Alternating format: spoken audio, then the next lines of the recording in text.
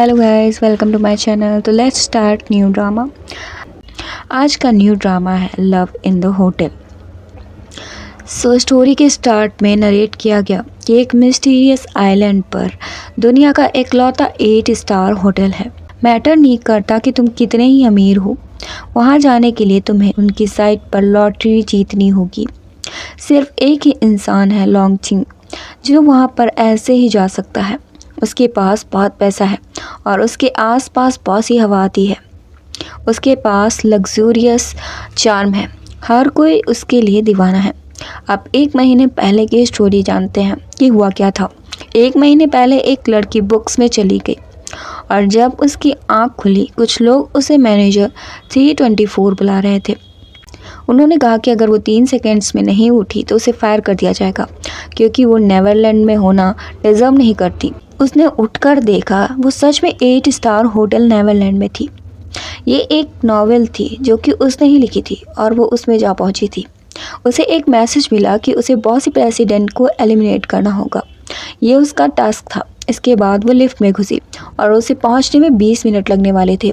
उस लड़की को लगा कि क्या ये इतना ऊंचा होगा कि 20 मिनट लग जाए, और अचानक वो हवा में उड़कर आसमान में पहुंच गई। उसे लगा कि वो स्वर्ग ही पहुंच गई है, लेकिन वहाँ एक ऑफिस था जहाँ लॉन्ग चिंग था। उसने बॉस से मिलने की कोशिश की, लेकिन असिस्टेंट ने उसे रोक लिया। लड़की को एक और मौका चाहिए था, लेकिन असिस्टेंट ने पूछा कि उसे मौका क्यों देना चाहिए। लड़की ज़ोर से चिल्लाई कि वो अपने काम के लिए पैशनेट है, लेकिन उसे पता था कि उसने ही कैरेक्टर्स लिखे हैं। वो सबसे रूड है, वह ऐसी बात पर भरोसा नहीं करेगा। उसने अपनी दोनों टांगें फैलाई और चिल्लाई कि वो मैनेजर 324 नहीं है, उसका नाम श्याव है। अगर वो अमीर है तो इसका मतलब ये नहीं कि वो कुछ भी कर सकता है। और जल्द ही 2 गार्ड्स आए और उसे उठाकर बाहर फेंक दिया। वो चिल्लाई कि वो बात कर सकती है। तभी लू ये जुए आ गया। उसके आते ही उसके चार्म की हवा चलने लगी। श्याव को लगा कि वहाँ रहना इतना बुरा भी नहीं है। उसने श्याव की तरफ हाथ बढ़ाया।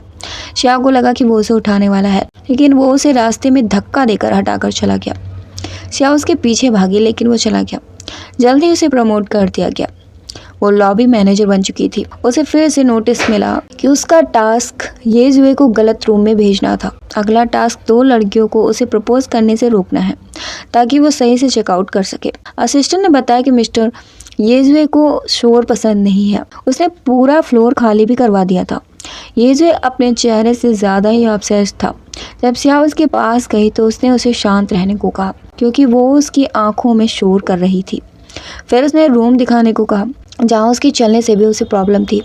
श्याव ने अपना मुंह बंद कर लिया और वो अपनी बॉडी लैंग्वेज से उसे आराम करने को बोल रही थी। येजुए ने पूछा कि गेट पर जो लड़की गिर गई थी, क्या वो वही थी। उसने बोलना अलाउ किया तो उसने बताया कि हाँ, वही थी। येजुए चाहता था कि वो उसके बेड से दूर रहे। श्याव को लगा कि वो ज़्यादा ही कॉन्फिडेंट है। खैर, येजुए ने बताया कि उसके बहुत सारे लवर्स हैं। उसकी तरह की लड़कियां उसने बहुत देखी हैं, लेकिन अगर वो उन बेवकूफ़ लड़कियों से उसे बचाएगी तो उसके पास आने का चांस उसे मिलेगा। श्याव ने मना कर दिया। वो लड़कियों को दूर तो करेगी, लेकिन उसके पास आने का चांस उसे नहीं चाहिए था। इतना बोलकर वो चली गई। जल्द दोनों लड़कियां होटल आ गई। वो येजुए के लिए आई थी। उनमें से एक लो फे थी, जो कि येजुए की बचपन की दोस्त थी, और दूसरी यूजे थी, जो कि उसकी फियांसे थी। लेकिन श्याव ने दोनों को ही बेहोश करके उठा लिया। उसे लगा कि उसका टास्क पूरा हो गया है, लेकिन लो फे जाग गई। उसने परफ्यूम सूंघा और उसे लगा कि येजे ने ही उसे भेजा है। श्याव ने बताया कि वो येजुए की सेक्रेटरी है और उसे मैसेज देने आई है।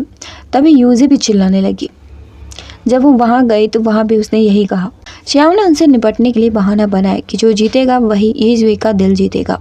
इसके लिए उन्हें शेयर्स खरीदने होंगे, मतलब उसकी कंपनी का पार्ट बनना होगा। दोनों ने जल्दी से बहुत सारे शेयर्स खरीद लिए। श्याव को येजुए का कॉल आया और जब वो गई तो उसने पूछा कि वो शोर किस चीज़ का है। श्याव ने बताया कि उसने उसकी दोनों एडमायरर्स को भेज दिया है, लेकिन उसने उसे अपने पास बुलाया। जब वो पास गई तो वो सूंघने लगा। वो समझ गया कि उसने उन दोनों को खींचकर बाहर निकाला है। तभी उसे कॉल आया। पिक करते ही कोई ज़ोर से चीखा। वो शेयर्स की बात कर रहा था। श्याव ने फ़ोन छीन लिया और उससे सो जाने को कहा। वो उसकी नींद के बीच में काम नहीं लाने देना चाहती थी, लेकिन मन में वो चाहती थी कि वो शेयर्स के बारे में ना जाने। येजुए ने फ़ोन मांगा, लेकिन श्याव उसे लेकर आगे जा रही थी और उसका पैर फिसला और येजुए जाकर ज़मीन पर आराम करने लगा। ये क्या था? खैर, श्याव बड़े ही स्लो मोशन में उसके ऊपर गिरी और दोनों की होंठ टकरा गया। हर ड्रामा में ऐसा होना ही चाहिए, जब वो गिरेंगे तो ऐसा होगा, वरना उसका मुंह टूट जाना चाहिए था। इतने प्रेशर से कोई गिरेगा तो दांत ही टूट जाएंगे। खैर, उसकी किस करते ही येजुए को नींद आने लगी। उसने पूछा कि क्या वो उसका इंसोम्निया ठीक कर सकती है। शाओ ने बताया कि वो नहीं कर सकती, लेकिन प्यार कर सकता है। इसके आगे वो कुछ बोलता, वो सो गया। शाओ को वो सोते हुए बहुत ही क्यूट लगा, क्योंकि वो चुप था। उसका कंट्रोल खो रहा था, क्योंकि अब वो लीड बन गई थी। सो वो जल्दी से वहां से भाग गई। जब येजुए की आंख खुली तो उसे वो लड़की फनी लगी। आखिरकार लंबे समय के बाद वो सही से सोया था, लेकिन उठते ही उसने शेयर्स देखे। उसके सारे शेयर्स बिक चुके थे। जल्द ही लू फेई और येजे वहां पहुंच गई। लू फेई के पास 20% शेयर्स थे और येजे के पास 19%। सो येजुए के पास बस 1% ही बचा था। यूजे ने हार मान ली, क्योंकि लो फेई के पास ज्यादा शेयर्स थे, लेकिन लो फेई उसे विनर बोल रही थी, क्योंकि वो येजुए से ज्यादा प्यार करती थी। वो बचा हुआ 1% भी खरीद सकती थी, लेकिन उसने येजुए को बोर्ड से नहीं निकाला। अब दोनों इसलिए लड़ रही थी कि येजुए किसका होगा। उन्हें येजुए नहीं चाहिए था। सो येजुए ये सब देखकर बौखला रहा था। उसे सियाओ पर गुस्सा भी आ रहा था। येजुए को खींच कर ले गई। वो उसे बहुत सारे प्रोजेक्ट्स देने वाली थी। तो सियाओ का टास्क पूरा हो चुका था। वो दूसरे चैप्टर में आ चुकी थी। उसे एक फ्रेगमेंट कार्ड मिला और उसका अगला टास्क सारे फ्रेगमेंट्स को इकट्ठा करना था, जिसे वो लास्ट में यूज कर सकती है। सो अब सियाओ को जॉब से नहीं निकाला गया, उसे एक और मौका दिया गया, लेकिन उसे अब येजुए की वाइन टेस्टिंग पार्टी में जाना था। येजुए बहुत ही स्कैरी था, इसलिए शाओ डर रही थी। जल्द ही लू हाउटियान ने होटल में एंट्री ली। वो 24 साल का था, अमीर, डोमिनेंट, रूड और बॉसी था। शाओ का न्यू चैप्टर शुरू हो चुका था। उसे लगा कि वो ये जुए है, लेकिन वो लू हाउटियान था। ये न्यू चैप्टर था और न्यू कैरेक्टर था। क्योंकि उनका बजट कम था तो वो बस कपड़े ही बदल सकते थे, हीरो नहीं। सो उसका नेक्स्ट टास्क था चू सियाओ को उसकी मिस्ट्रेस बनने से रोकना। मैनेजर ने हाउटियान से स्केड्यूल डिस्कस करने की कोशिश की, लेकिन उसने ऐसे घूरा कि उसकी हवा ही निकल गई। श्रेया ने जिम्मेदारी ली। वो आज की पार्टी मैनेज करने वाली थी। उसने सोचा कि ओरिजिनल प्लॉट क्या है। उसके हिसाब से हाउटियान पार्टी में जाएगा। चू सियाओ एक वेट्रेस होगी जो गलती से उस पर वाइन गिरा देगी और वो उसे पे करने को कहेगा। क्योंकि चू सियाओ पे नहीं कर सकती तो वो उसे अपनी मिस्ट्रेस बनाने की कोशिश करेगा, वो भी जबरदस्ती। सो सियाओ को जब लिस्ट मिली तो उसने चू सियाओ का नाम काट दिया और हाउटियान से मिलने पहुंच गई। वो प्रैक्टिस कर रहा था। श्याओ ने उसे अपना इंट्रो दिया, लेकिन हाउटियान ने उसे ऐसे देखा। इतना बॉसी मुंह कैसे बना सकता है कोई, हद है। वो हद से भी ज्यादा खड़ूस था। खैर, श्याओ डर गई। उसने आराम से उसे हैंडल किया। हाउटियान को लगा कि जैसे वो पहले से उसे जानता है और उसका नाम भी सुना है, लेकिन श्याओ ने बहाना बनाया कि उसका नाम कॉमन है। हाउटियान को उसके जजमेंट पर उंगली उठाना बिल्कुल भी पसंद नहीं आया। वो वैसे भी बहुत ही ज्यादा ही खड़ूस था। शव जल्दी से वहां से निकल गई। अब उसे लगा कि उसने आसानी से टास्क पूरा कर लिया है। वो पार्टी में आएगी ही नहीं तो मिलेंगी भी नहीं। लेकिन जो शिया वहां आ गई। वो वाइन लेकर जा रही थी और हाउटियान सामने से आ रहा था। वो जोर से भागी, स्लो मोशन में। भागते भागते वो उनके बीच में घुस गई। उसे लगा कि अब उसने टास्क पूरा कर लिया है। जब उनका कोई लेना देना है ही नहीं तो वो दूर रहेंगे। लेकिन 2 बूंद हाउटियान के कपड़ों पर पड़ ही गई। उसने सियाओ को धक्का मारा और चू सियाओ से पूछा कि वो कैसे पे करने वाली है। फिर क्या, स्लो मोशन में उसने उसे देखा और दोनों एक दूसरे को निहारते रह गए। लेकिन हाउटियान तो खड़ूस था। उसने पूछा कि वो उसे कैसे पे करेगी। श्याओ ने उसके कान में कुछ कहा और वो उसे खींचकर वहां से ले गया।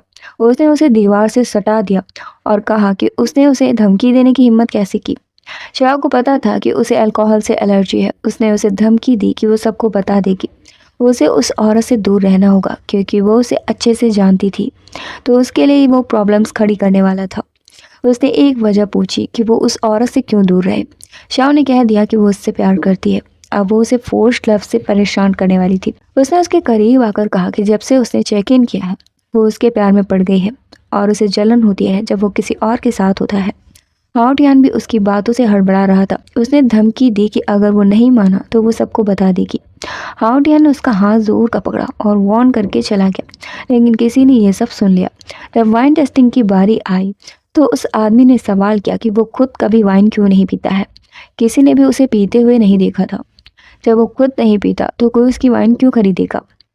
श्याओ ने बताया कि उसने नहीं बताया, लेकिन वो उसकी ही ओर घूर रहा था। सो वो आदमी हाउ टियान को पीने के लिए मजबूर करने लगा। सो श्याओ ने वो वाइन पी ली और बताया कि वो उसकी हाउसकीपर है और वो वाइन हाउ टियान को डिजर्व नहीं करती। सो वो आदमी उसे और भी ज्यादा पिलाने वाला था। हाउ टियान ने उसे रोका और खुद सारी वाइन पी ली। वहां से निकलते ही उसकी हालत खराब हो गई। श्याओ उसे कमरे में लेकर गई और उसे बचाने की कोशिश की, लेकिन वो बेहोश हो गया। उसे याद आया कि नॉवेल्स में कोई भी अजीब चीज बीमारी ठीक कर देती है, तो उसने उसे मुंह से हवा देना शुरू कर दिया। एक बार में ही उसको होश आ गया। उसने पूछा कि क्या उसने ही उसे बचाया है, लेकिन शाओ ने झूठ बोला कि वो डॉक्टर को लेकर आई थी।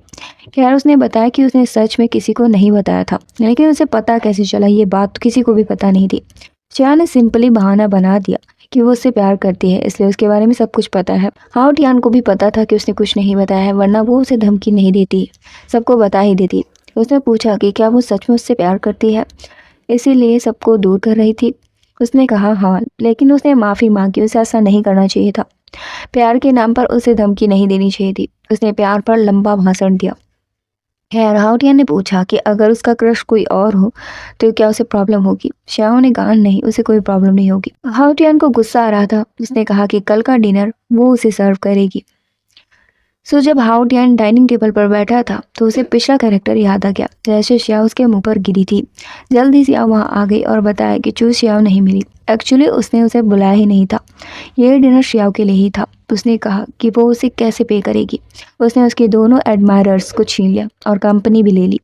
श्या चौंक गई कि ये जुए है। वो डर गई, उसे खुद नहीं पता था कि ये सब क्यों कर रही है। हाउ टियान ने उससे पेमेंट में मांगा कि वो उसके साथ रहे, क्योंकि वो उसे पसंद करता है। उसकी ये बात सुनकर श्याओ घबरा गई। उसने फिर से सोचने को कहा। जल्द उसे अगला नोटिस मिला कि उसका ये टास्क भी पूरा हो चुका है। टास्क पूरा होते ही हाउ टियान भी गायब हो गया। श्याओ ने पूछा कि उसे ये जुए की यादें कैसे मिली। उसने बताया कि ये बस संयोग हो सकता है, लेकिन अब कोई पक्का नहीं है कि वो आगे भी उसे मिलेगा। श्याओ का दिमाग बस उसके बारे में ही सोच रहा था।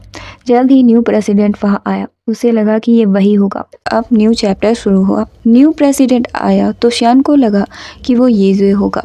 एक लड़की वहां बुकिंग लेने आई, लेकिन एक ही रूम खाली था तो श्यान ने मना कर दिया। उसे लगा कि वो प्रेसिडेंट के लिए खाली रहना चाहिए।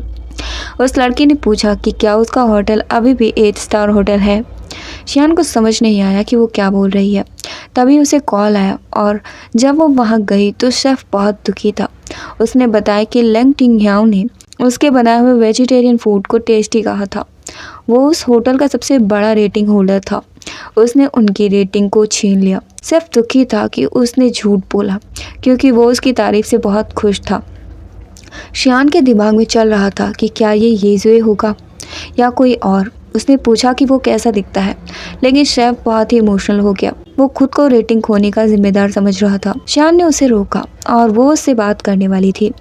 जब वो उसके रूम के बाहर खड़ी थी तो उसे बहुत नर्वसनेस हो रही थी। वो खुद सोच रही थी कि वो इतना नर्वस क्यों हो रही है, ये बस एक कैरेक्टर ही तो है। आगे के प्लॉट के हिसाब से उसे एक लड़की ड्रग देगी।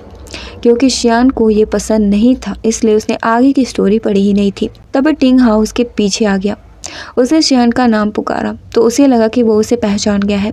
वो बहुत खुशी से रूम में घुसी, लेकिन टिंग हाउ ने बताया कि वो पहली बार मिले हैं, जिससे उसे बहुत निराशा हुई और वो जो करने आई थी वो भी भूल गई। शेफ ने उसे एक और डिश दी ताकि वो रेटिंग्स की बात कर सके, लेकिन ये डिश बनाने वाली वही लड़की थी जिसने उसके खाने को ड्रग किया था। सो श्यान का टास्क था टिंग हाउ के खाने की सिक्योरिटी करना, कि उसे ड्रग्स ना दिया जाए। श्यान डिज़र्ट लेकर जब गई तो गेट खुला हुआ था। वो अंदर गई और उसने डिज़र्ट टेस्ट करने को कहा। वो समझ गया था कि वो रेटिंग्स के लिए आई है। वो उसे चांस देने को तैयार था, लेकिन डिज़र्ट चेक करने के बाद। लेकिन श्यान को याद आ गया कि उसका टास्क क्या था, इसलिए उसने वो डिज़र्ट छीन लिया। टिंग हाउ को अजीब लगा कि वो उसे रेटिंग की बात भी कर रही है और उसे खाने भी नहीं दे रही है। श्यान ने कहा कि उसे क्रेविंग हो रही है, तो उसने उससे खाने को कहा। श्यान ने सोचा कि उसे बचाने के चक्कर में कहीं वही न बीमार हो जाए, सो उसने डिज़र्ट नीचे गिरा दिया और माफ़ी मांगने लगी। टिंग हाउ को खाना वेस्ट करने वाले लोग बिल्कुल भी पसंद नहीं थे। उसकी सज़ा थी कि वो रात का खाना उसके साथ खाएगी। जब वो वापस गई तो सभी उस डिज़र्ट को खा रहे थे। श्यान समझ गई थी अब कि उसे अलर्ट मिला हुआ है। उसने आगे के लिए बेई से उसे बचाने का प्लान बनाया और उसे रूम में लेकर गई। उसकी बातें सुनकर वो एकदम से बौखला गई और चिल्लाने लगी कि टिंग हाओ अच्छा आदमी नहीं है। उसने उसकी कंपनी को बैंक करप्ट कर दिया और कच्चा माल भेजना भी बंद कर दिया। सो वो बदला लेना चाहती थी। इससे पहले वो शियान के लिए कॉफ़ी लाने गई और उसने कॉफ़ी में कुछ मिला दिया। शियान कॉफ़ी पीने से पहले ही उसे लॉक करके चली गई। जब वो टिंग हाओ के पास गई तो वो रूम में नहीं था। उसका खाना भी आधा खाया हुआ था। उसने बाथरूम में जाकर देखा तो वो बाथ टब के पास ड्रग्ड बैठा हुआ था। टिंग हाओ ने उससे पूछा कि उसने ये सब प्लान क्यों किया। शियान ने बताया कि ये उसने नहीं किया है। वो बहुत ही एक्साइटेड हो रहा था। उसने शियान को दीवार से सटा दिया और वो खुद को उसे किस करने से रोक रहा था। उसने शियान को वहाँ से भगा दिया, लेकिन वो वापस आ गई। टिंग हाओ खुद को कंट्रोल नहीं कर पा रहा था। उसने शियान को बेड पर ढकेल दिया और उसके साथ कुछ करने की कोशिश करने लगा, लेकिन फिर उसने खुद को थप्पड़ मारे और रोका। शियान ने उससे कहा कि वो खुद को कंट्रोल ना करे बल्कि अपनी एनर्जी बाहर निकाल दे। उसने उसे अपनी ओर खींचा और अगले ही पल टिंग हाओ के कपड़े पूरे कमरे में फैले हुए थे और शियान उसके ऊपर बैठी थी। टिंग हाओ पुशअप्स कर रहा था और फ्लैशबैक में दिखाया गया कि उसने टिंग हाओ से माइंड कंट्रोल करने के लिए ट्रेनिंग करने को कहा। उसने उससे घंटों एक्सरसाइज करवाई और आखिर में वो बहुत थक गया। टिंग हाओ ने उससे पूछा कि क्या उसे उस पर ज़रा सा भी क्रश नहीं है। वो समझ सकता था वो आज ही मिले थे, लेकिन क्या वो सच में आज ही मिले थे। शियान ने उसे किस कर लिया और अगली सुबह उसकी आँख खुली तो वो उसके साथ बिस्तर में थी। उसे देखकर उसके होश उड़ गए, लेकिन शुक्र है कि उसने कल कुछ नहीं किया था। टिंग हाओ ने जो किया उसकी जिम्मेदारी ली। वो उससे शादी करना चाहता था, लेकिन शियान ने मना कर दिया। उसने कहा कि वो नशे में थी, सो वो ये सब भूल जाए। इतना बोलकर वो वहाँ से भाग गई, लेकिन टिंग हाओ बहुत हर्ट हुआ। सो लड़के भी चाहते हैं कि लड़की अपनी जिम्मेदारी ले। खैर, शियान बाहर आई तो नोटिस मिला कि उसने अपना टास्क पूरा नहीं किया। सो वो अब नेवरलैंड की दुनिया से बाहर नहीं निकल पाएगी। यही उसकी सज़ा थी। जब वो वहाँ से निकली तो उसके बारे में अफवाह फैल गई थी कि उसने रात टिंग हाओ के साथ गुजारी। शियान बहुत उदास थी। वो टिंग हाओ के पास गई और चेकआउट करने का प्रोसेस बताने लगी। टिंग हाओ बहुत ही गुस्से में था। उसने कहा कि होटल रेटिंग के लिए मैनेजर का यूज़ करते हैं, तो उसे बहुत गुस्सा आ गया। शियान को फिर से नोटिस मिला कि उसे एक और चांस दिया जाएगा। उसे होटल की रेटिंग वापस लानी होगी। उसे टिप्स में बताया गया कि वो उसे पर्सनली खाना टेस्ट करने के लिए बुलाए। सो उसने एक पल में अपना बिहेवियर बदल लिया और उससे खाने के लिए पूछा। टिंग हाओ उसे एक छोटे से रेस्टोरेंट में लेकर गया और शियान से पूछा कि वो क्या चाहती है। शियान ने उसे कुछ भी नहीं बताया। ना तो वो रेटिंग्स के लिए आई थी और ना ही कोई और वजह थी। तभी उसने बेई को देखा। उसने उसे वार्न किया कि वहाँ से चलें। बेई ने चाकू निकाला और शियान डर गई। वो उसके ऊपर ही जाकर बैठ गई, लेकिन उसने वो चाकू केक में ही मारा। उसने बताया कि उसने पहले ही एग्रीमेंट कर लिया है। वो उसे नहीं मारेगी, बल्कि अपने केक बनाने की कला से उसे हराएगी। फ्लैशबैक में दिखाया गया कि टिंग हाओ को पता चल गया था कि बेई ने ही उसे ड्रग्ड किया था। बेई को चिंता थी कि उसने शियान को हर्ट तो नहीं किया, लेकिन अब से टिंग हाओ चाहता था कि वो उससे दूर रहे और उसे हार्म करने की कोशिश बिल्कुल भी न करे। वो एक फेयर कंपटीशन चाहता था। अभी शियान को गुस्सा आ गया। वो शुरू से ही उससे झूठ बोल रहा था और उसने उसे बताया भी नहीं। वो नाराज़ होकर वहाँ से चले गए। टिंग हाओ उसके पीछे गया। शियान ने कहा कि वो उसे कहने वाली थी कि वो भी उसे पसंद करती है, लेकिन उसने उसे निराश किया। टिंग हाओ ने कहा कि वो चाहे येजुए हो, हाओ टियान हो या फिर टिंग हाओ, उसका अफेक्शन उसके लिए हमेशा एक जैसा ही रहा, जिससे शियान खुश हो गई। दोनों ने एक दूसरे को किस किया और जब वो वापस आई तो यहाँ अफवाह फैल गई थी कि वो जॉब छोड़ देगी, लेकिन उसने काम करने का फैसला किया था। फ्लैशबैक में दिखाया गया कि टिंग हाओ ने रेटिंग देने से मना कर दिया था, क्योंकि ये सब बाकी लोगों के लिए फेयर नहीं था। शियान ने उसे समझा, सो उसका ये टास्क भी फेल हो गया था। लेकिन उसने सोचा वापस जाकर टिंग हाओ को मिस करने से अच्छा है कि वो यहीं रहे, और उसे एक मैसेज मिला कि उसके लिए सरप्राइज़ है। टिंग हाओ ने रेटिंग सिस्टम ही हटा दिया था। अब से किसी भी होटल में रेटिंग नहीं होगी। सो शियान का टास्क पूरा हो गया था। सो टिंग हाओ भी गायब हो गया और शियान को टास्क दिया गया कि उसे एक फीमेल प्रेसिडेंट जो कि आदमी बनकर रहती है, उसका नाम यूटिंग है, और उसे जियान नाम की लड़की के सामने एक्सपोज होने से रोकना होगा। शियान का मुंह बन गया था। उसने कल्पना की तो ये जुए लड़की की ड्रेस में है। उसे हंसी आ गई, लेकिन वो एक लड़के से टकरा गई। ये यूटिंग थी जो लड़का बनके रह रही थी। सो टकराते ही शियान ने माफ़ी मांगी, लेकिन वो पूरी तरह उस पर दीवानी हो गई। मतलब यूटिंग दीवाना हो गया। उसने तुरंत कहा कि वो 100 लड़कियों से मिला लेकिन वो उसकी 100% गर्ल है। तभी एक लड़की आ गई और वो दोनों को साथ देकर झल्ला गई। वो कल ही इंटीमेट थे। यूटिंग ने उससे कहा कि उनके बीच अब सब खत्म हो चुका है और उसके पास उसकी लड़की है। सो वो झल्ला कर चली गई। शान को बड़ा अजीब लग रहा था कि वो लड़की है और उसकी शक्ल बिल्कुल ही बदल गई थी। उसने पूछा कि वो बहुत बदल गया है, क्या उसे सब कुछ याद है? यूटिंग बहुत ड्रामेटिक थी। उसने कहा कि वो उसे कई जन्मों से जानती है और उसका पीछा कर रही है। उसने शान के करीब आकर कहा कि वो उससे लाख गुना ज्यादा प्यार करती है। शान उठ गई और उसे ये अजीब लगा कि वो उसे किस करे और उसने कहा कि मिलियन टाइम्स बहुत ज्यादा होता है। यूटिंग ने उसके साथ फ्लर्ट किया तो शान को वो फीलिंग्स नहीं आ रही थी। फिर वो एक सरप्राइज दिखाने ले गए। ये एक ड्रेस थी जो ऊपर से लड़कों वाली और नीचे से लड़कियों वाली थी। यूटिंग चाहती थी कि वो उस ड्रेस के लिए मॉडल बने। शान ने उसे खुश करने के लिए वो ड्रेस पहन ली। जब यूटिंग उसकी ड्रेस फिट करने लगी तो उसने कहा कि उसका लड़कों जैसे प्रिटेंड करना बहुत मुश्किल होगा। तो वो नाटक करने लगी कि वो असली आदमी है। शान ने उसे चैलेंज किया कि वो उसे किस करे। यूटिंग ने उसे किस करने की कोशिश की लेकिन ये उसके लिए बहुत मुश्किल हो गया। फिर भी उसने दोबारा कोशिश की। तभी ये जुए वहां आकर उसे भगा ले गया। सो शान अभी तक यूटिंग को ही ये जुए समझ रही थी। अब ये जुए प्रेसिडेंट नहीं था बल्कि वो एक नॉर्मल कैरेक्टर बन चुका था।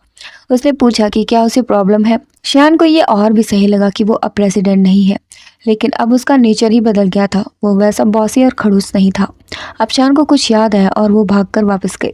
इधर यूटिंग की असिस्टेंट उसकी ड्रेस के लिए परेशान थी क्योंकि वो मेन ड्रेस थी। यूटिंग चाहती थी कि वो शियान को सुरक्षित लेकर आए। तभी मिस्टर शियान वहाँ आया। ये वही था जिसके सामने वो यूटिंग को एक्सपोज नहीं होना है। वो एक ड्रेस लेकर आया था और उसे मेन थीम बनाना चाहता था। जब यूटिंग नहीं मानी तो उसने बताया कि वो जानता है कि वो लड़की है। अब शियान ने ये जुए को उस टास्क के बारे में समझाया। ये जो उसे एक किस चाहता था लेकिन वो टास्क पूरा करने के बाद ही कुछ करने वाली थी।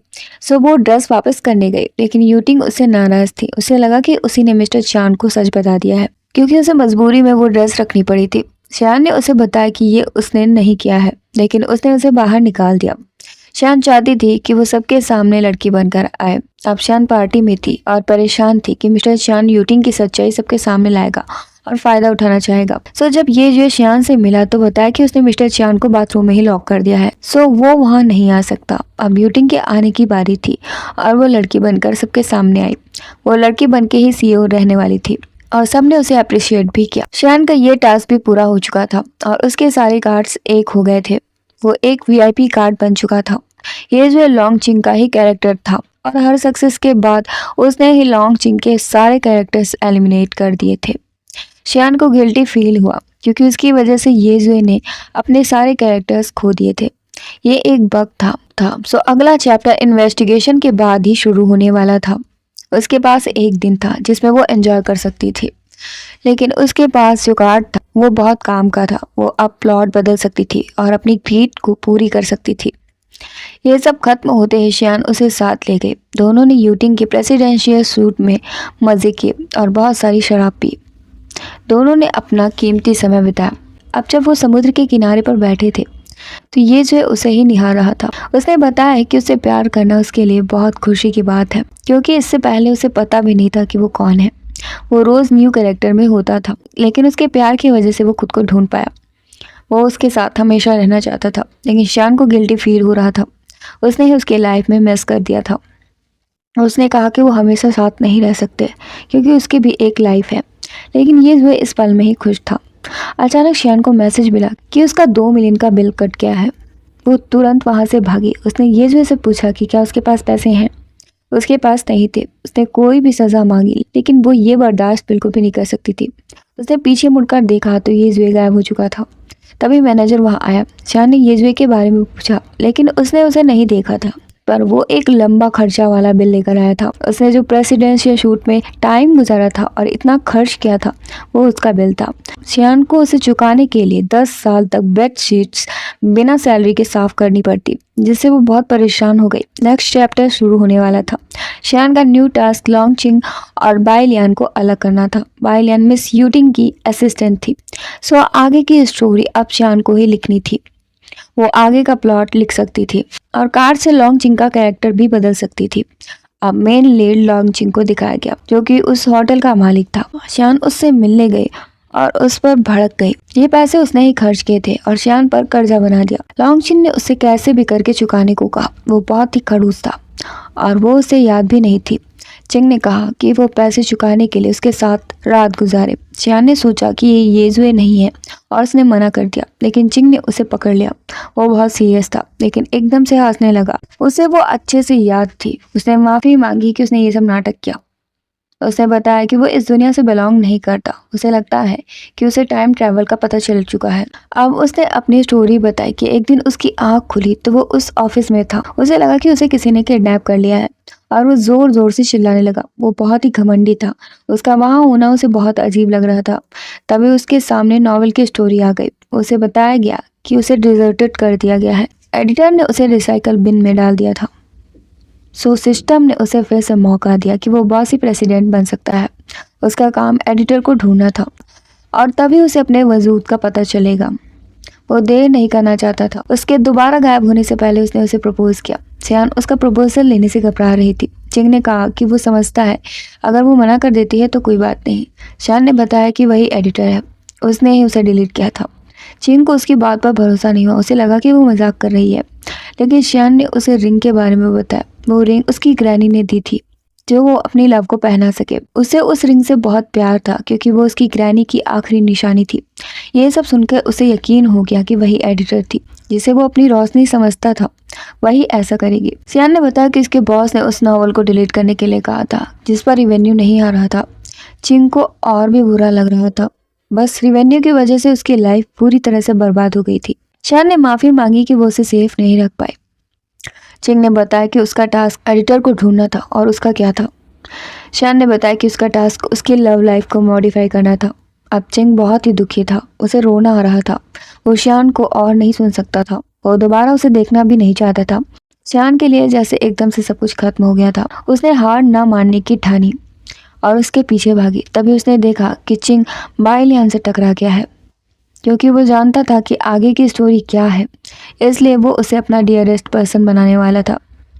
शियान ने ये सब देखा तो वो निराश हो गई। जब बाहर निकली तो उसे पता चला कि उसे फायर कर दिया गया है। ये उसका कर्जा माफ करने के बदले में था। शियान वहां से निकल तो गई, लेकिन उसे फायर कर देना ये बहुत ही बुरा लग रहा था। उसने मुड़कर होटल की ओर देखा। उसने चिंग के साथ बिताया हुआ सारा समय याद किया। तभी उसे नोटिस मिला कि उसने अपना एक चांस बर्बाद कर दिया है। वो उस कार्ड को 3 बार यूज कर सकती थी। उसने चिंग के कैरेक्टर के बारे में लिखा था जो घमंडी था। उसे बताया गया कि वो आसानी से प्लॉट बदल कर जीत सकती थी, तो उसने सच क्यों बता दिया। उसके पास अभी भी चांस था, लेकिन शियांग ने चिंग की चॉइस की रिस्पेक्ट की और अब कुछ भी करना नहीं चाहती थी। जब उसने अपना सारा सच बता दिया था तो वो कैसे छुपा सकती थी। उसे वार्निंग मिली कि अगर वो गई तो एक नॉन प्लॉट कैरेक्टर बन जाएगी और भटकती रहेगी और वापस अपने वर्ल्ड में जा भी नहीं पाएगी। शियान को यह सब मंजूर था। जब वो बस स्टॉप पर गई तो उसने एक आदमी को देखा जो एक ही रट लगाया था कि बस 30 मिनट में गुजरती है। उसे लगा कि वो भी ऐसे ही बन जाएगी और वो वहां से चली गई। वो बीच पर गई और बीच के आगे कोई दुनिया नहीं थी। तभी यूटिंग उसे मिली। उसे वहां देखकर शियान को अजीब लगा। यूटिंग की सेक्रेटरी की शादी थी। क्योंकि वो जॉबलेस थी तो यूटिंग चाहती थी कि वो उसकी असिस्टेंट बन जाए। शादी का सुनकर सियान को बहुत दुख हुआ और उसका पहला काम था उन दोनों की शादी की ड्रेस तैयार करना। सो उसने बायलियान को ड्रेस पहनाई। बायलियान ने बताया कि ये उसका सपना ही था जो पूरा हुआ है। उसे बहुत जलन होती थी जब वो चिंग के साथ होती थी। सियान अकेले में बड़बड़ा रही थी। वो अपने ही प्यार को किसी और से शादी करने के लिए तैयार कर रही थी। उसने डमी को घूसा मारा और वो गिरने ही वाली थी। तभी चिंग ने उसे पीछे से पकड़ लिया। उसने कहा कि साधारण लड़कियां प्रेसिडेंट का ध्यान खींचने के लिए अक्सर ऐसा किया करती हैं, उसे तो पता ही होगा। शियान उसे तैयार कर रही थी और उसने माफी मांगी। चिन ने उसे अपनी ओर खींचा और पूछा कि वो कुछ कर क्यों नहीं रही है। शियान उसकी चॉइस की रिस्पेक्ट करती थी, इसलिए उसे कोई प्रॉब्लम नहीं थी। सो चिंग चाहता था कि अब वो शादी में विटनेस बनकर आए। आखिर उसकी वजह से ही तो शादी होने जा रही थी। शियान ने कहा कि अब वो ट्राई कर चुका है तो वो जा रही है, लेकिन चिंग ने उसे रोक लिया। उसने पूछा कि वो विटनेस बनेगी या नहीं। शियान ने उसे वो कार्ड दिया और बताया कि वो अपना कैरेक्टर जैसा चाहे वैसा बना सकता है, लेकिन चिंग को उस पर विश्वास नहीं था और उसने कार्ड फेंक दिया। शियान को गुस्सा आया और वो वहां से चली गई। चिंग ने कुछ सोचा और वो उसके पीछे भागा, लेकिन वो आगे बढ़ ही नहीं पाया। उसने कार्ड उठाया और अब उसे यकीन हुआ कि वो सही बोल रही थी। उसने उस पर लिखा हुआ कट कर दिया और कुछ अपनी स्टोरी लिखी। वो भागकर शियान के पास गया और वो उससे ही शादी करना चाहता था। उसने प्लॉट में लिखा था कि शियान और चिंग हमेशा साथ रहेंगे और वो एक फ्री लाइफ जिएगा। चिंग ने उस कार्ड को समंदर में फेंक दिया। शियान बहुत खुश थी और उसने वेडिंग ड्रेस पहनी थी। उसे देखकर चिंग के होश ही उड़ गए, लेकिन अचानक उसके सिर में जोर का दर्द हुआ। शियान उसके लिए डॉक्टर बुलाने गई तो चिंग को एक आवाज आई कि उसकी स्टोरी में उसका बाइलियन से शादी करना बहुत जरूरी है। वो उस आवाज के कंट्रोल में पूरी तरह से हो चुका था। शियान जब वापस आई तो उसे पता चला कि उसका कार्ड आखिरी बार भी यूज हो चुका है। शियान भाग कर गई और देखा कि चिंग बाइलियन से शादी करने जा रहा था। उसे वार्निंग मिली कि अगर उसने बाइलियन से शादी नहीं की तो वो गायब हो जाएगा। फिर भी शियान उसे रोकना चाहती थी क्योंकि चिंग एक फ्री लाइफ जीना चाहता था। शियान ने उसे होश में लाने की कोशिश की, लेकिन वहां मौजूद हर कोई बोल रहा था कि उसका प्लॉट बाइलियन से शादी करना है। शियान की बातों से वो उसकी ओर बढ़ता तो सही, लेकिन वो सबकी आवाज़ सुनकर भ्रम में भी पड़ जाता। शियान ने बाइलियन से पूछा कि क्या वो सच में उससे प्यार करती है। बाइलियन के हिसाब से वो भी अपने कैरेक्टर के हिसाब से चल रही थी और वो भी होश में नहीं थी। शियान के बहुत समझाने पर उसे समझ आया और वो वहां से भाग गए। बाकी के लोग भी चले गए। चिंग को होश आ चुका था और वो शियान से शादी करना चाहता था। उसने फाइनली उसे वेडिंग रिंग पहनाई और जल्द ही उसे नोटिस मिला कि उसने अपना टास्क पूरा कर लिया है और वो रियल वर्ल्ड में जाने वाली है। ये दुनिया जल्द ही गायब होने वाली थी, लेकिन शियान उसे छोड़कर नहीं भागी। दोनों ने एक दूसरे को किस किया और ये स्टोरी एक वेबटून बन गई। शियान अपनी दुनिया में आ चुकी थी और वो बुक बहुत ज़्यादा ही चल रही थी। उसे जल्द ही मीटिंग में जाना था और उसने वहाँ पर चिंग जैसे लड़के को देखा। उसने कहा कि वो जहाँ जाएगी वो उसे ढूंढ लेगा और वो उसके अंधेरी लाइफ में रोशनी की तरह है। शियान को लगा कि वो उसे पहचान गया है, लेकिन उसे ये लाइंस पसंद थी। इसका मतलब कि वो एक स्ट्रेंजर ही था। दोनों एक दूसरे को देखते ही रह गए और यहीं पर स्टोरी का एंड हो गया। ये अजीब अंत था, लेकिन ठीक है, नॉवल के हिसाब से वो तो साथ थे ना। सो फाइनली इस स्टोरी का एंड होता है और अब हम मिलेंगे न्यू स्टोरी के साथ। Thanks for watching guys. Please like, share, comment and subscribe. मिलते हैं नेक्स्ट वीडियो में।